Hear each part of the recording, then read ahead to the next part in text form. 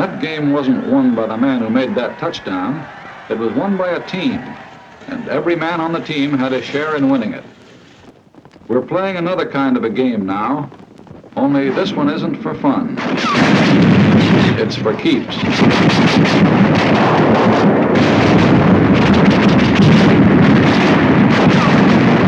And this game won't be won by any single player either. It'll be won by a team called the United Nations.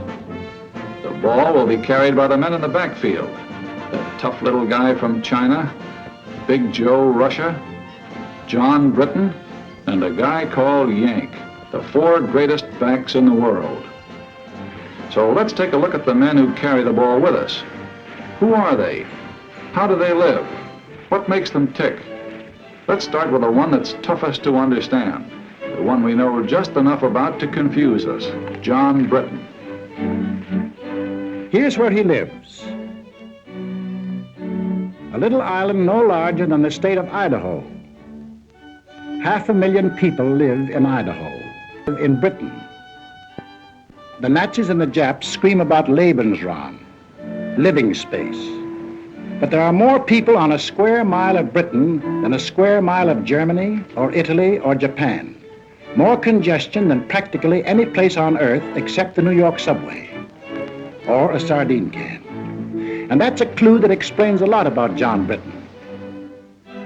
We build front porches on our houses because we didn't want to miss the chance to see our neighbors.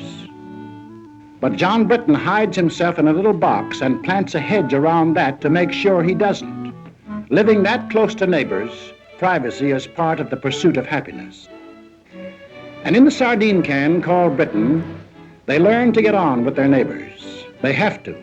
He's too damn close. That's why they have so little crime in Britain. Believe it or not, even in wartime, the British cop does not carry a gun, nor does the professional crook.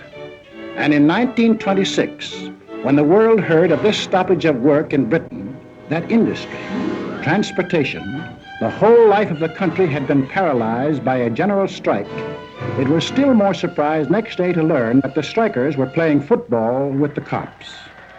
You can only understand that if you live in a sardine can.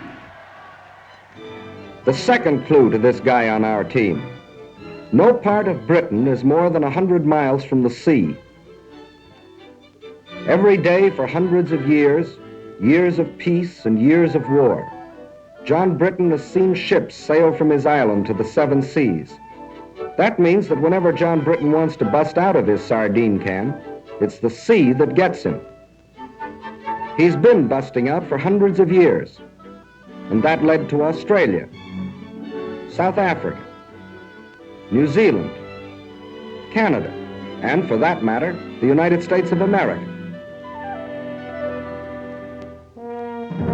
How did John Britain get on our team? Remember 1938? The Yankees won the pennant. Wrong way, Corrigan. The last trains ran on the 6th Avenue L.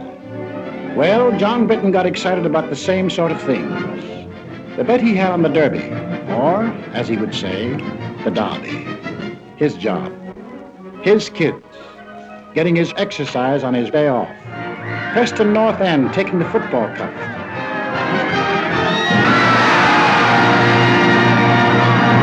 Only 300 miles away, people were cheering another kind of event.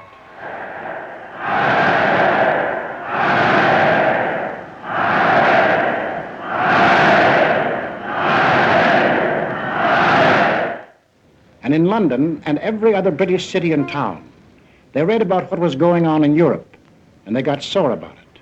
But they were also pretty well determined to keep it none of their business. Then, this looked bad. The Czechs had a mutual assistance pact with France, and France had one with Britain. This might mean war, even though everyone was anxious to avoid it. They'd been through one war, perhaps been wounded. Hundreds of thousands of their brothers and friends had been killed. There was nothing beautiful to them about war, and they had no desire for another.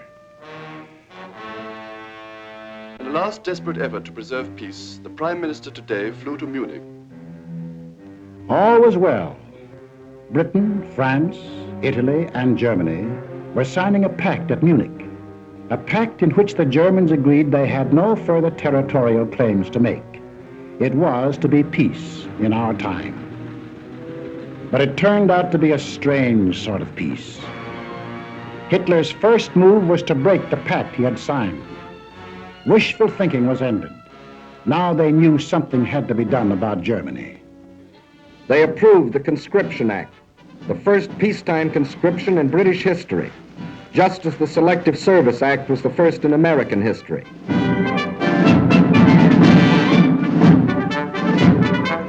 The British had put their cards on the table. They had, in effect, said to Hitler, "That's enough. If you go into Poland, we'll fight." Hitler smiled. Like other would-be conquerors of Britain, Philip of Spain, Napoleon, Kaiser Wilhelm, he thought he understood the British. He didn't. The sleeping lion began to wake up. He was a pretty drowsy lion for the first 6 months of the war. He snapped and growled.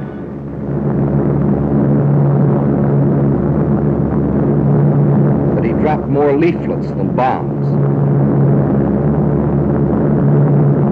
He hoped that common sense would return to the German people and that they would throw out Hitler and the German warlords. Instead,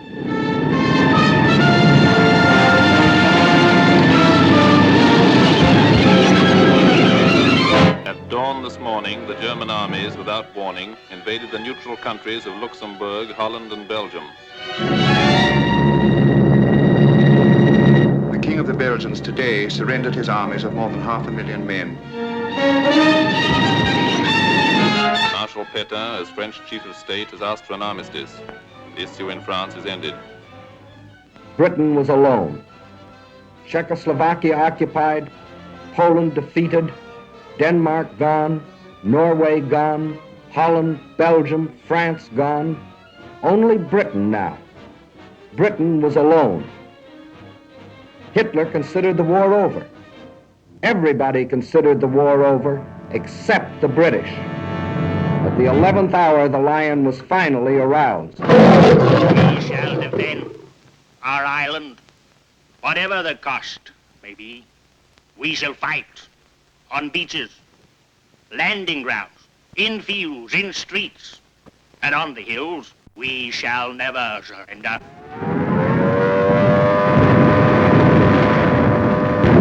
For a year, they took everything that the Nazis could throw at them. For one solid year, from June 1940 to June of 1941, they were the only major power fighting the greatest war machine in the world.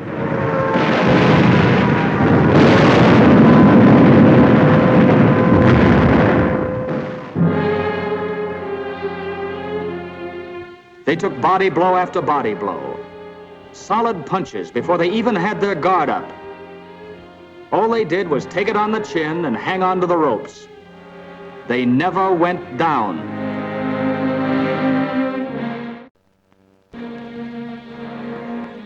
And while they buried their dead, they prepared grimly and defiantly for the day when they could strike back. There were no victories to cheer them on, just defeat after defeat. Some heroic, like the beaches of Dunkirk, or like the hills of Greece, where British soldiers landed to keep their pledge of honor to the Greek people. Landed knowing they were facing overwhelming odds. But some less glorious. Hong Kong and Singapore and Burma. But through all these long months, the British people were thinking and planning and working only for the day when they themselves could take the offensive. And that day came.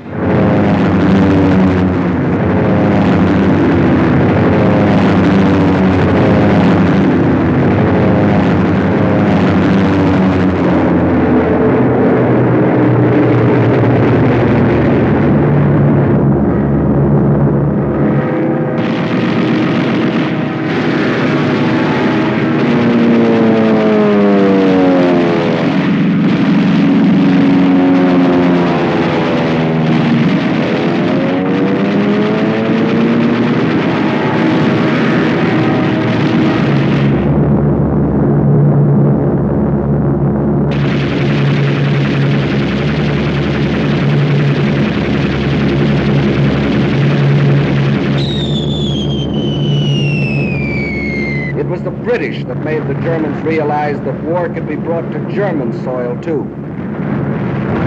Day after day, night after night.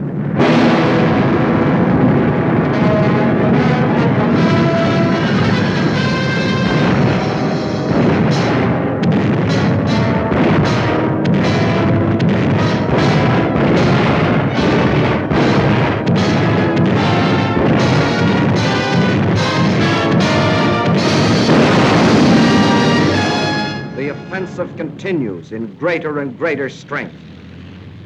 That's in the air. And on the ground, 1,500 miles away in North Africa.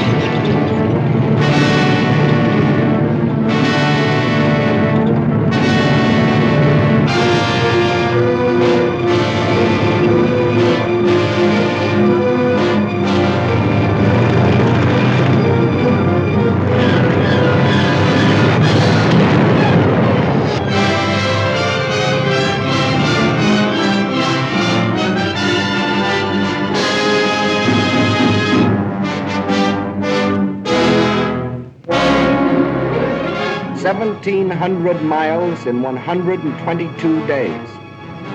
1,700 miles of sand and wind and enemies. Once more, the people of Britain heard their church bells ring.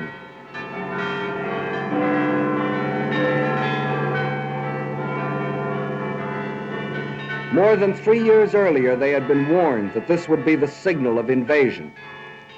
But long since the nightmare of the threat of invasion had passed. Now the bells rang out a song of thanksgiving, a song of victory.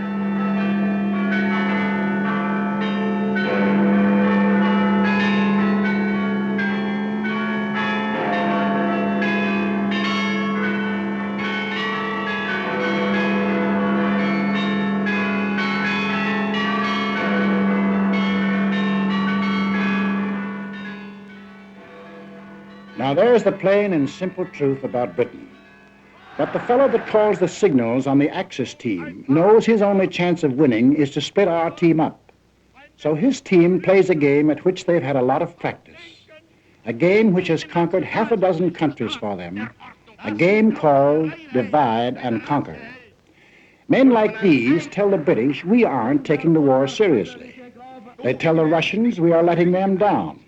They tell the British the Russians will sell them out. And they tell us, it is manifestly ridiculous for the warmonger Roosevelt to tell the American people that they have anything in common with the British. On the contrary, they are different in every respect. well, there are differences, that's true. For instance, we drive on the right side of the road. But in Britain, we go for baseball.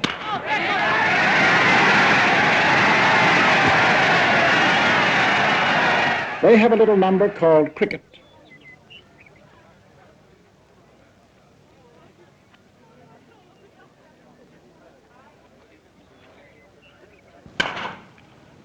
Very well played, sir.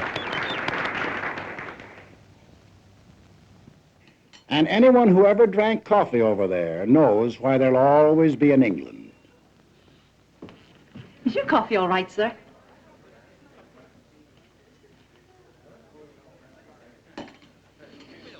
us a glass of half and half. Have you heard about it, boys? Give us another glass of half and half. Blimey, you'd have thought it happened to poor old Bill. And another bloke here. So I went in to sup my dinner, but it's that and buckets and I was getting thwarch. Lad, that's bad. And then Tchaikovsky's smaller pianoforte works are past. Are they kidding, Jack? Why the cockamamie strictly from schmaltz mixed with celery tonic? Why do they all mush so much with corn pone in their mouth? You all can't understand a word they say. Yes, there are differences. But there are a few things that Britain and America do have in common. And these are the important things of life. A little thing called a free representative government. We call it Congress. They call it Parliament. A little thing called freedom of speech. In the next war, you've not got to go to it. They'll bring the war to you. And the thing is, if you take a tip from me, go and live at the Dorchester, because the trenches are just outside. This meeting is called under the auspices of the American Workers' Party, an organization dedicated to the organizing of the working class of America. Freedom of the press. Freedom of religion. They may not be important to Hitler, but all these things are the common heritage of John Q. Public and John Britton. 700 years ago, their ancestors fought for the Magna Carta. No one will we deny or delay right or justice. 300 years ago, the Petition of Right. No man shall be compelled to yield any tax without act of Parliament. These principles came to our own country with the earliest settlers, and from them developed. Congress shall make no laws respecting an establishment of religion, or prohibiting the free exercise thereof, or abridging the freedom of speech, or of the press, or the right of the people peaceably to assemble. We may make gags about each other's accents, but we speak the same language of freedom. Even during the American Revolution, when we were at each other's throats, the Earl of Chatham was free to say about us to the British Parliament, "You cannot but respect their cause and wish to make it your own." And that is why in the heart of London, alongside his great naval hero, Nelson, John Britton has put George Washington. And in Parliament Square, the most sacred spot in the British Commonwealth of Nations, Abraham Lincoln. Of course, Hitler doesn't like this kind of talk. His job is to sell the British that we are a nation of money grubbers and gangsters. While in the next studio, he is selling us the idea that the British are gutless and dopes.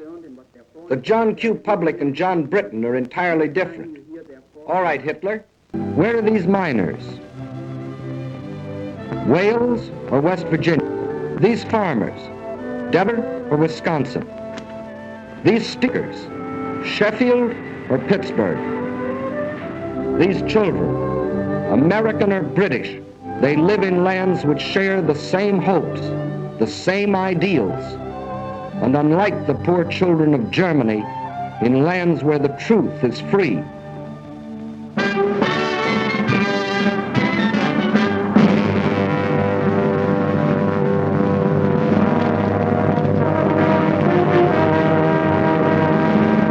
But let's not kid ourselves.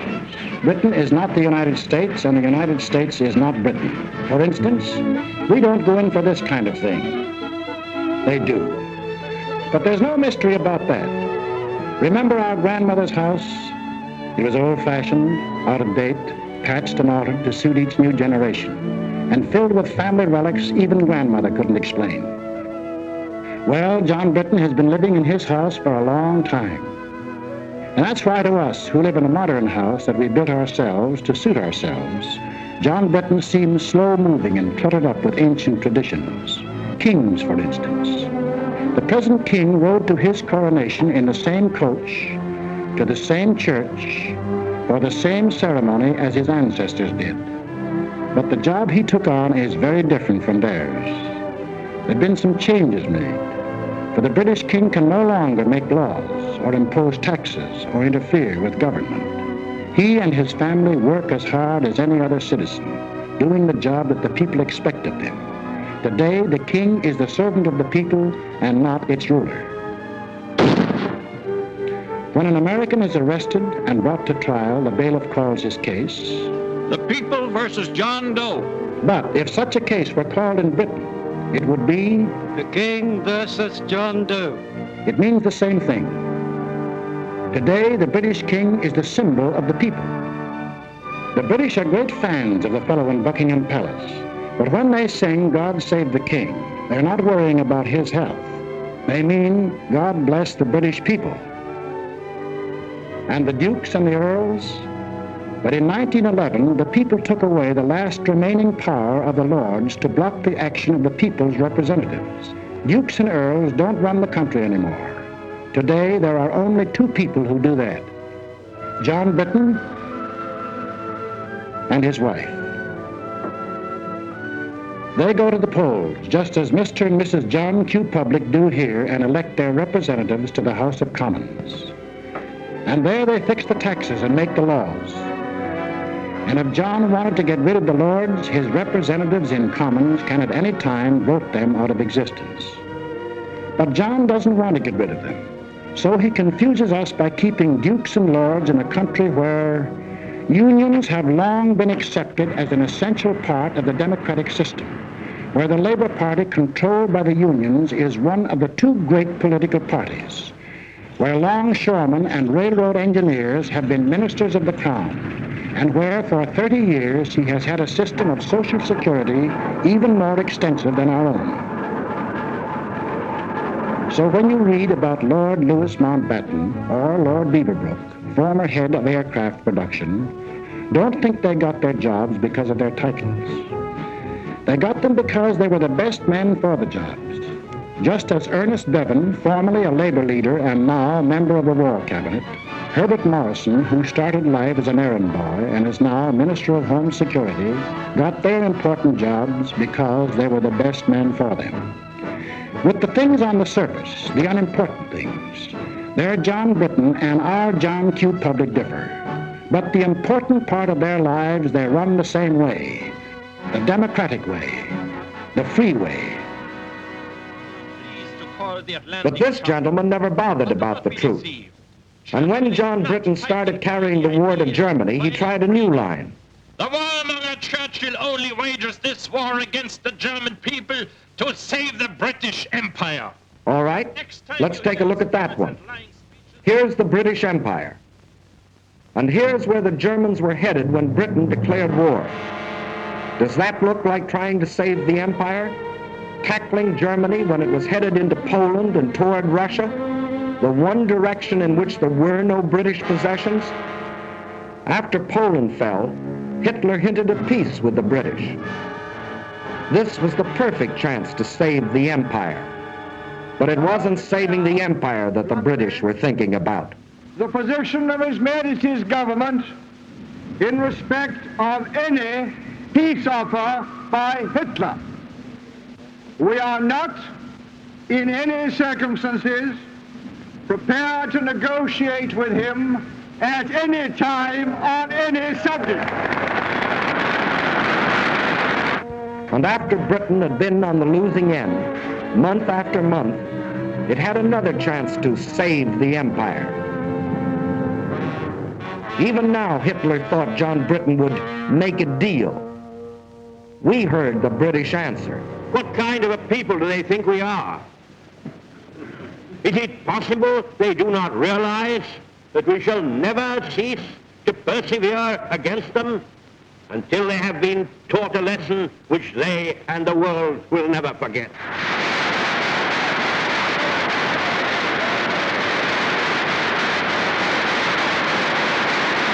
And let's take a look at this British Empire.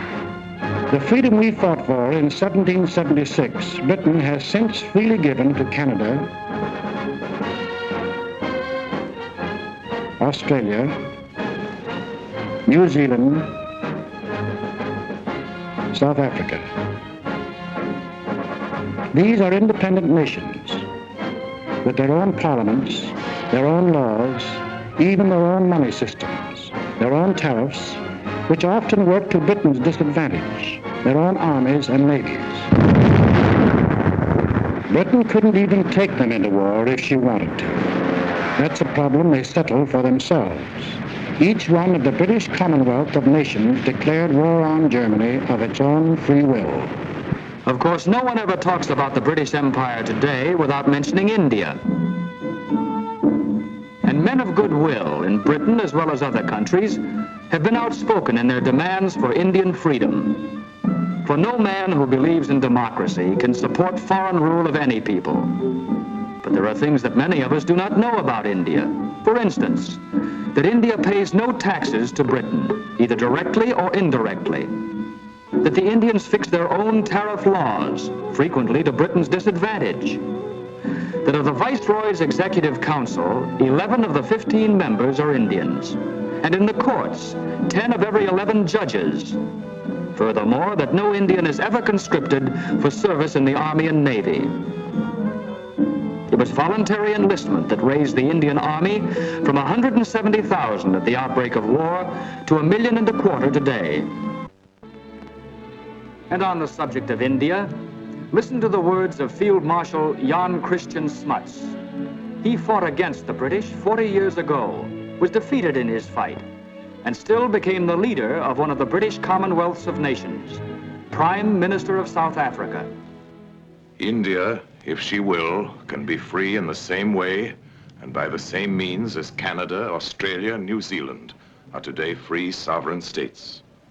Their peoples worked out a constitution for themselves. The same course is open to India if the peoples of India will agree about the terms of a free constitution. Freedom isn't a thing that can be imposed from without. It can only be created from within. The Indians have a responsibility to reconcile the differences that exist in the vast Indian population, with its 100 different languages, its dozens of different religions.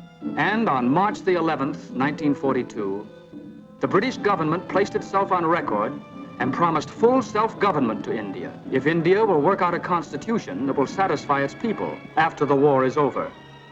But during this war, military leaders agree Allied troops are needed in India as an effective bloc by the democratic world to keep the Nazis and Japs from uniting.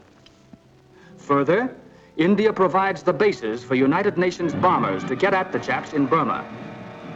In other parts of the empire, too, democracy stands on guard. If it wasn't for the British at Gibraltar, Malta, Cyprus, Suez, Alexandria, and they're hanging on to them regardless of the cost, and their drive across Libya to Tripoli, there would have been no American landing in North Africa.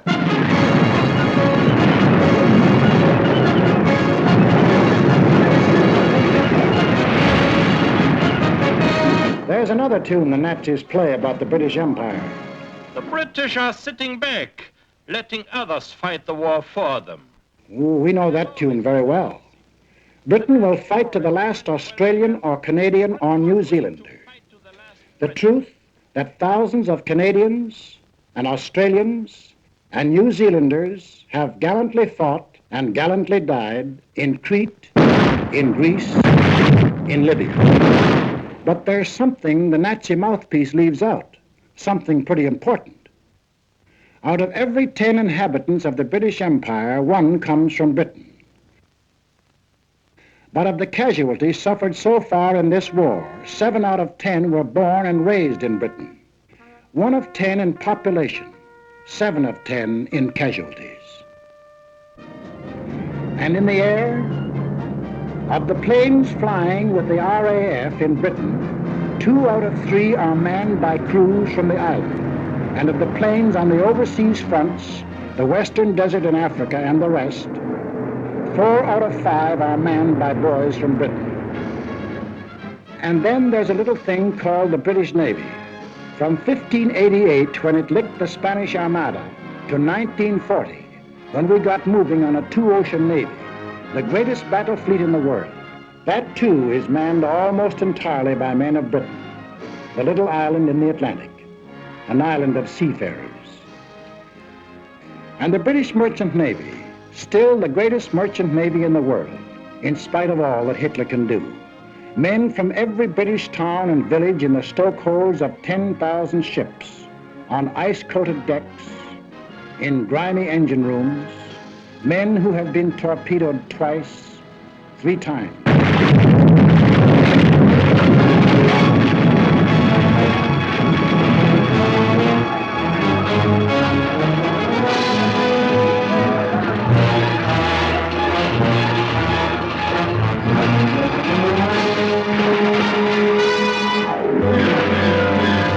one English sailor who's been torpedoed 6 times and still signed on again.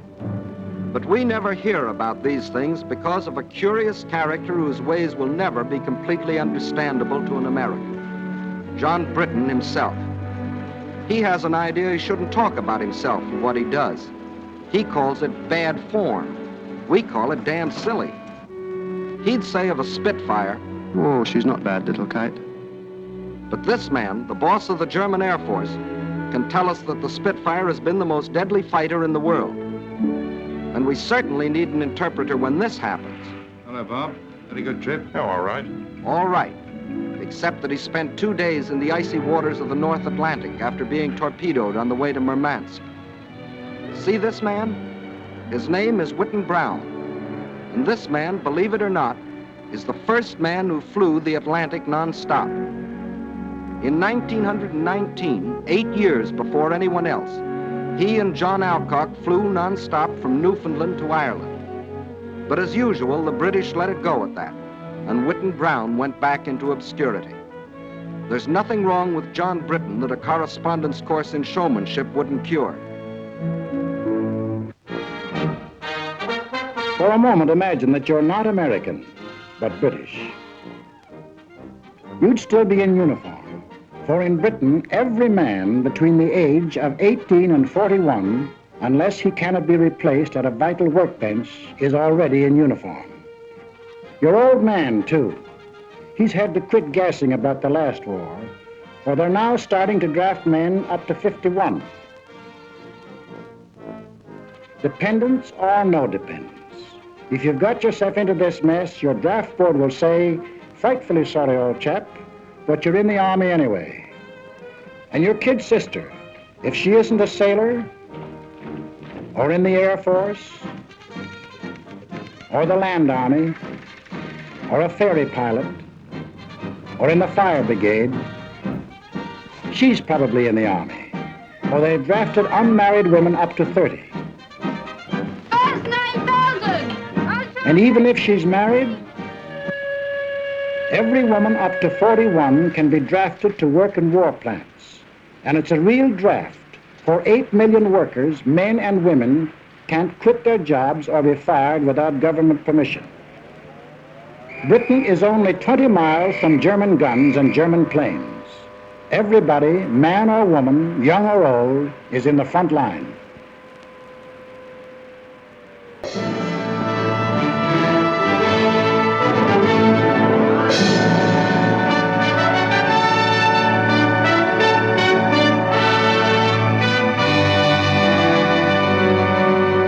Maybe this isn't your idea of Britain. The ads were different, and you wondered whether they still made bows and arrows at the village forge. The ads kept quiet about industry, just as this one leaves out the aircraft plants and the oil fields. Well, they have the rich green fields you've read about, the quiet country lanes, but they also have the steel mills of Sheffield, the Pittsburgh of Britain. They have the picturesque little villages, the gently flowing streams, the lovely old castles.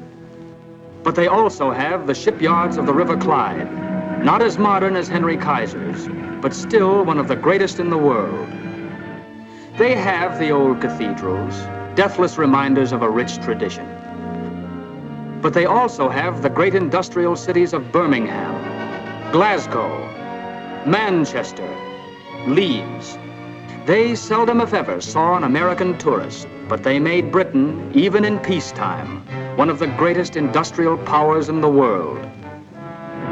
And in wartime, even as late as July 1942, this little island, no larger than the state of Idaho, was making more war goods than we were. Maybe you thought John Britton sat there and waited for us to send him planes and guns and tanks. Well, he's deeply grateful for what our Lend-Lease did for him. It saved his skin when he was in a tough spot. But today, Lend-Lease works in more ways than one. For today, John Britton himself furnishes planes and guns and tanks through the same Lend-Lease to us, to Russia, and his other allies all over the world. In Britain alone, our forces have received, free from the British, 1.5 million tons of food, clothing, and munitions, and 2.5 million tons of other materials. There's another thing you ought to know about Britain. If your unit gets sent there, you probably won't be invited out for supper or for a drink. That's not because the British don't want to entertain you. They haven't anything to entertain you with. Britain is mobilized for war, total war, and that means an end to civilian supplies. If you were a Britisher, you wouldn't expect your girl to use lipstick. There isn't any, except what we bring over as bait. She wouldn't be smartly dressed, for clothes are rationed, severely rationed. It's very unlikely she wears stockings, for if she bought a pair of stockings a month, that would be all the clothes of any kind she could buy. That's some rationing. We think our gas rationing is tough, but John Britton gets no gas at all. He goes to a pub to buy a bottle of whiskey. The pub keeper laughs in his face. Grain is needed for industrial alcohol. Industrial alcohol is needed for munitions. And nearly all the reserve stock of British whiskey is kept for sale to America to pay for the goods Britain buys here. For don't forget, besides Lend-Lease, Britain buys and pays for vast quantities of goods. And it was the cash purchases that Britain made before we entered the war that gave our munitions industry its start and enabled us to build it up in record time. He goes to buy a pack of cigarettes. There probably aren't any. But if there are... 2 shillings, please. That's 40 cents for a pack of cigarettes. 12 cents represent the cost of the cigarettes. The other 28, the tax paid to the government. For Britain is going all out in taxation. Nobody is making any money out of this war. Industry is paying. Excess profits tax is 100%. Labor is paying. The man who earns $33 a week pays 29% income tax. And the rich man, if there are any of them left, pays an income tax of no less than 97.5%. And then there's the little matter of food. There are not many fat men in England nowadays, but John Britton isn't kicking. He knows 1 egg a week is helping him to win the war. The British rations are the rations of a free people. They could get food as they did in peacetime from Canada, Australia, but that would take ships, and the British prefer to use the ships for supplies to Russia, planes from America, troops to the Mediterranean. To win the war, every Britisher is on short rations and has been on short rations for 2 years. Everybody except the children. They get 4 times the eggs that grown-ups do. They get all the oranges that arrive in Britain, and practically all of the extra milk. For John Britton is thinking of after the war, of the new world that his children and ours will inherit. A world where there will not only be freedom of speech and freedom of worship, but also freedom from want and freedom from fear. It is not given to us to peer into the mysteries of the future. Still I avow my hope and faith, sure and inviolate, that in the days to come, the British and American peoples will, for their own safety and for the good of all, walk together in majesty, in justice, and in peace. This is what the British are fighting for. They are an old people, a stubborn people, and sometimes they have moved slowly. But in 3 years of blood and sweat and tears, John Britton has found his soul.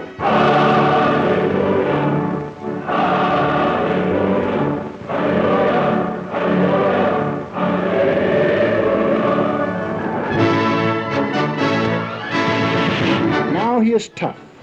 Now he is determined, and now he knows where he is marching, to victory and to a new world. He's a good man to have on our team.